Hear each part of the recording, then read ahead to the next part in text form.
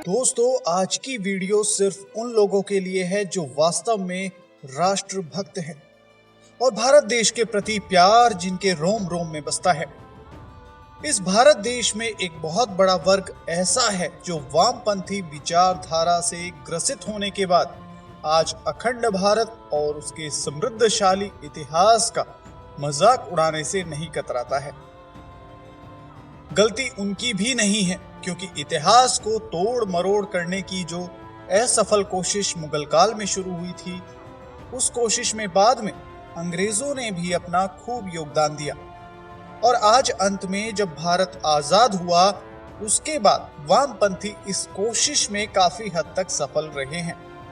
और इसकी सबसे बड़ी वजह रही है भारत के आजाद होने के बाद भारत के शिक्षा तंत्र पर पूरी तरह से वामपंथियों का कब्जा होना, और जो भी उनको अच्छा लगा उन्होंने अपने नजरिए को उसमें शामिल करके लिख डाला। मेरा विनम्र निवेदन है वामपंथी सोच से पीड़ित व्यक्तियों से कि वो इस वीडियो से दूर ही रहें, क्योंकि आपके इतिहास लिखने वालों ने अपनी सुविधा के अनुसार इतिहास के हीरो को विलेन और विलेन को हीरो बना दिया। तो भैया, आज की इस वीडियो में हम बात कर रहे हैं इतिहास के एक ऐसे ही वीर योद्धा की जिसका नाम था पुष्यमित्र शुंग, जिसे मां भारती का वीर सपूत होने के बावजूद इतिहास में वामपंथियों ने विलेन की तरह पेश किया। दोस्तों, चलो भारत के असली इतिहास में थोड़ा झांक लेते हैं। आपको पता ही है कि आचार्य चाणक्य ने अखंड भारत का सपना देखा था, किंतु उनकी मृत्यु के बाद यह सपना धुंधला पड़ता चला गया। ये उस समय की बात है जब आचार्य चाणक्य की मृत्यु के बाद मौर्य वंश के शासक वैदिक सनातन धर्म के प्रति उदासीन होने लगे थे और चंद्रगुप्त मौर्य ने स्वयं वैदिक शास्त्रों की तरफ से मुंह मोड़कर जैन धर्म की दीक्षा ली और चंद्रगुप्त के पुत्र बिंदुसार ने आजीविक संप्रदाय की दीक्षा ले ली। इसके बाद वक्त ने फिर करवट ली और बिंदुसार के पुत्र सम्राट अशोक ने राजगद्दी संभाली। सम्राट अशोक ने भयंकर हिंसा का रास्ता अपनाकर अपने राज्य की सीमाओं का खूब विस्तार किया, लेकिन एक दिन अचानक सम्राट अशोक का उस हिंसा से हुए नुकसान को देखकर हृदय परिवर्तन हो गया। सम्राट अशोक ने अहिंसा का मार्ग अपना लिया और बौद्ध धर्म की दीक्षा ले ली और उसके बाद अपना सारा जीवन बौद्ध धर्म का प्रचार प्रसार करने में बिता दिया। लेकिन उस समय सारा विश्व अपने अपने राज्य की सीमाओं को विस्तार देने के कारण हिंसा कर रहा था। सम्राट अशोक की अहिंसा के कारण भारतवर्ष अपनी ही रक्षा करने में असमर्थ होने लगा, क्योंकि धीरे धीरे अहिंसा के कारण कायरता लोगों में घर करने लगी।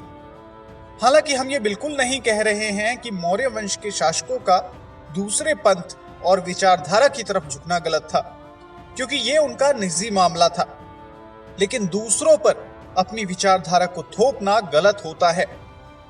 मौर्य वंश का अंतिम शासक बृहद्रथ था, जिसके काल में भी यही कायरता और हिंसा न करने का प्रण चलता रहा, लेकिन उनकी स्वयं की प्रजा पर बौद्ध धर्म न मानने को लेकर खूब हिंसा हुई और कई लोगों को वैदिक सनातन धर्म न छोड़ने की वजह से मौत के घाट उतार दिया गया। इन मरने वालों में पुष्यमित्र शुंग के माता पिता भी थे और ये वीडियो आज इन्हीं पुष्यमित्र शुंग की शौर्य गाथा की सच्चाई को बताने के प्रयास के लिए ही बनाई गई है। दोस्तों, एक बार पुष्यमित्र शुंग ने बृहद्रथ को शेर के हमले से बचाया था और इसलिए पुष्यमित्र शुंग को मगध का सेनानायक नियुक्त किया गया था। लेकिन मगध का राजा बृहद्रथ दुर्बल एवं डरपोक हो चुका था। तभी ग्रीक सैनिकों यानी कि यवनों ने भारतवर्ष पर आक्रमण की योजना बनाई और पुष्यमित्र को इसकी भनक लगी। सेनानायक पुष्यमित्र ने मगध के सम्राट से यवनों से युद्ध करके उन्हें करारा जवाब देने के लिए कहा, लेकिन बृहद्रथ इसके लिए तैयार नहीं हुआ। पुष्यमित्र को पता चला कि दुश्मन सैनिकों और जासूसों ने बौद्ध मठों में घुसपैठ कर ली है। सेनानायक पुष्यमित्र ने राजा से मठों की जांच करने की अनुमति मांगी, लेकिन बृहद्रथ इसके लिए भी तैयार नहीं हुआ। सेनानायक पुष्यमित्र ने अपने स्तर पर जांच कराई तो अंत में मगध के सैनिकों और घुसपैठियों के बीच मुठभेड़ हुई। और परिणाम स्वरूप कुछ मगध के सैनिक मारे गए और घुसपैठियों का अंत कर दिया गया। इस बात को लेकर बृहद्रथ बेहद नाराज हुआ और पुष्यमित्र से यवनों के सामने हथियार डाल देने के लिए कहा। लेकिन सेना नायक पुष्यमित्र ने अपनी मातृभूमि की रक्षा करने का प्रण लिया और इसी आपसी लड़ाई में बृहद्रथ मारा गया और इधर यवन भी भारतवर्ष पर आक्रमण कर चुके थे। मगध की सेना और जनता ने पुष्यमित्र में अपना विश्वास जताया।